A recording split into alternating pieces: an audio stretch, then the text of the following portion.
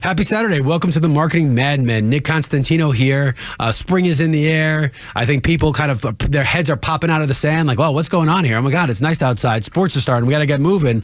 So it's a great time to have just one of our broad conversations of marketing, all the fun that goes along with it, and all the things people do wrong, because boy, there are a lot of them.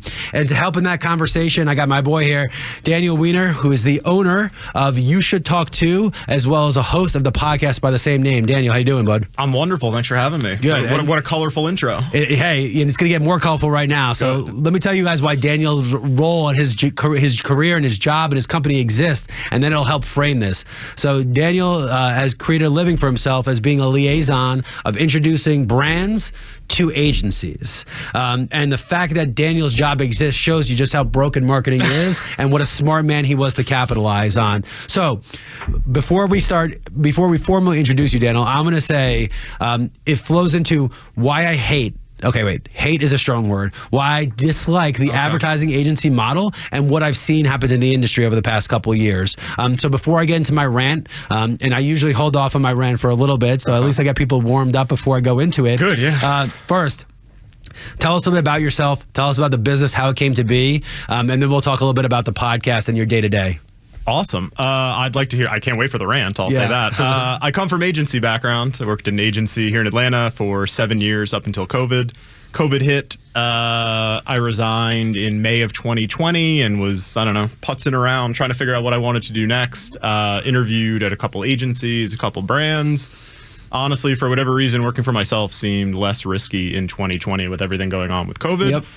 September 8th of 2020, I don't know why I remember the day, formalized the name and launched and was off to the races. I had been dipping my toes in over that summer a little bit before I formalized it. People were still calling me for stuff at my current agent or my old agency. And I was kind of doing like handshake deals with agencies that I knew, liked, and trusted. And those were some of the first agencies that I actually formalized the process with, and off to the races ever since. Yeah, so I think I love the title. So the way we say it is, I know a guy.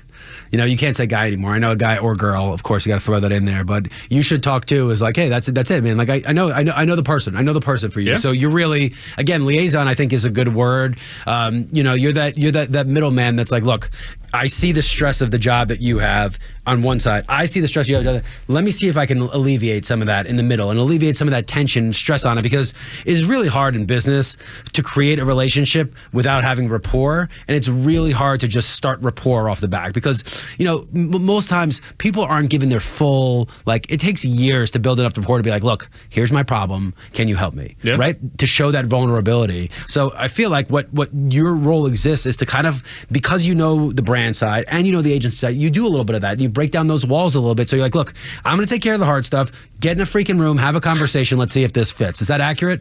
Yeah, absolutely. I think the thing that, liaison is one interpretation of it. I think the value that I provide, at least to the brand side, is, I take a painstaking amount of effort and time with the brands to understand what they're looking for. I think the common misconception that people have is Danny just makes intros all day, haphazardly and randomly. I know my agency partners intimately, personalities, who I think is going to mesh in that sense, less about the work. And for every brand that I help, I'm spending a lot of time with them typically. It's an insurance policy. I look at it. My agencies are not perfect angels. They mess up. Yeah, none of them are. We wouldn't be in the situation we're in with so many agencies changing and folding and going over and consolidation. 100%. We wouldn't. But that's any business, right? There's no perfect business anywhere, right? If I can guarantee the marketing that I sell would work, my job would be very different. I would not be doing this show right now. I'd be on a private jet. I wouldn't have a job. I don't think. You know what I mean? So tell us a little bit about the podcast. So tell us where to find it. Tell us a little bit about that and tell that how that fits into your business strategy. Yeah, podcast.youshouldtalkto.com or anywhere you listen to podcasts, Spotify, Apple, all those platforms and the likes. It fits into my business strategy as an excuse to talk to more marketers and understand their pain points. Typically, I'm interviewing CMOs or VPs at both B2B and B2C companies, and I don't know any greater feedback loop than going straight to the source. So I get some really candid feedback about what those folks are looking for from agency partners and, in general, the the pain points they feel, which is largely getting stalked by agencies and vendors 100 times a day across every single network they're on. Yeah, and I think that's a general problem with not just agencies but marketing. In the 80s, there were like 10 forms of marketing, right? You had TV, magazine, newspaper, direct home, out billboard. Like we've named them. Now, I mean, when you're on eBay or Amazon and you see ads for other things on there, you see how much advertising there is out there. And it's really, it destroys your senses. You're so desensitized to it because you're hit from all these angles. And then now with all this lead generation software, I mean, I can't go on LinkedIn for 4 seconds without someone telling me, hey, I get you 1 million leads. Yeah. And then you ask and go, okay, what makes you different than the other 20 people? And then the answer is more ridiculous than the original one. So like I see that. And how do you weed through that? And then everyone's using AI, and then they're using AI on the AI to siphon out the AI. And it's just an AI over. And then where is the real person in the connection? I might not even be real, you know? Yeah, well, you never know. That video there, we could be making this whole thing up 100%. On the fly. I don't think we have those capabilities considering what I've seen on this company, but anyway. So I think people also assume like CMOs and VPs are just sitting at their desk with like a pile of cash, like looking to dole it out every 12 seconds to vendors and agencies and all that sort of stuff. And like, it's hard. And I'll be honest with you, there was a little time where that was happening. I can't tell you from 20 to 23 how many times people are like, yo, can you just spend this now so it comes on my books this year? Because there's one rule I know in marketing. If you don't spend it that year, you're not getting it back the next year. Yeah. And I think that was like, it follows cyclicality, right? The banks are the best example. They just have money to spend because money's just creating money, so they have to figure out a way to put it somewhere. Sure. Yeah, that's changing very quickly now. The insurance rates have changed how these banks are doing business and what their KPIs. That's another word. I hate it. I hate KPI. I hate if ever sits to me and says, I have a KPI for you. No, you don't, because I tell you the KPIs. You don't tell me the KPIs. But let's get rid of KPIs. So, but they change, and because they're now looking for first, all they want is to have as many checking accounts as possible, right? But then all those people with $300 in the bank account, they're losing. They don't have enough money to do anything. So then they want to go after private wealth because then the economy gets tight. But private wealth is a completely different marketing angle than going after consumer banking.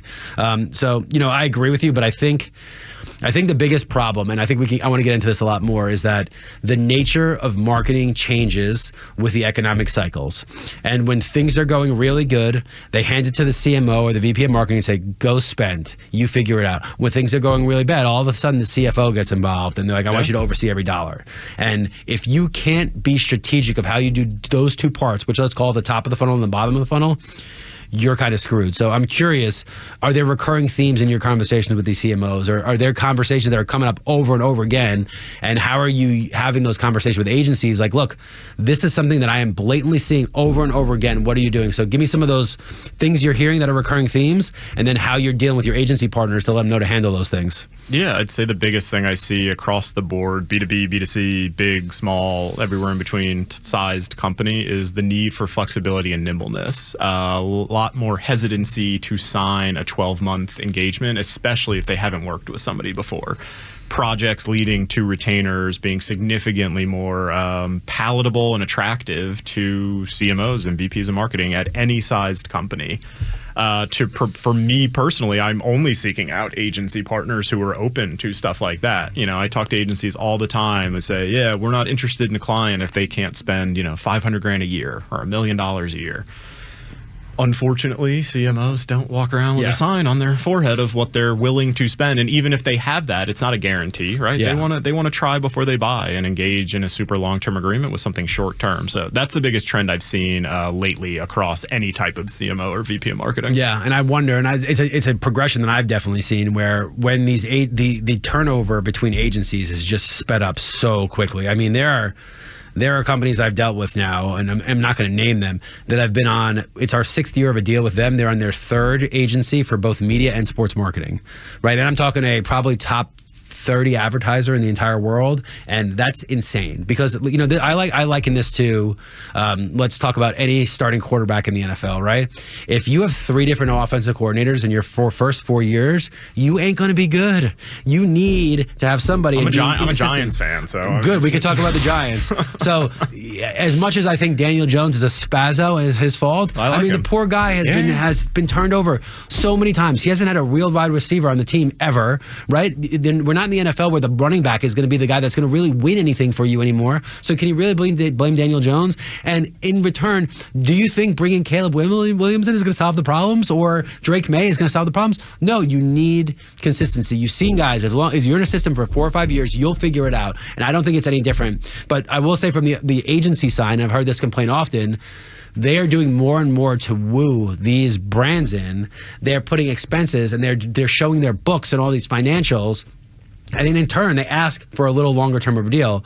So it sounds like is the market is going to get towards equilibrium. And I think that's going to be this entire next segment is I really want to talk about how we got here and how we can get back to equilibrium. Because one, I think it'll be a fun conversation. Yes, I will start with my rant. And then two, I think you'll get a better sense of the last segment, which we're going to let people know what they can do to be ahead of this, because something's off. Marketing as a whole. And again, I don't recall the last real fluctuation was 2007-8. I was too young, right? I was living in Vegas. I was selling radio. The ebbs and flows of economics were the last thing on my mind, right? It was not getting to a pool party early enough that I was there and the sun baked me through. That is a problem. That is a huge problem. So I think that framed it really well. We're going to get to back from the break. We're going to talk through all of this stuff. We're going to set up some different scenarios and talk about how the market can get to equilibrium. We're talking with Daniel Weiner, the owner of You Should Talk To, of podcast and company by the same name. This is the Marketing Madmen, and we'll be right back.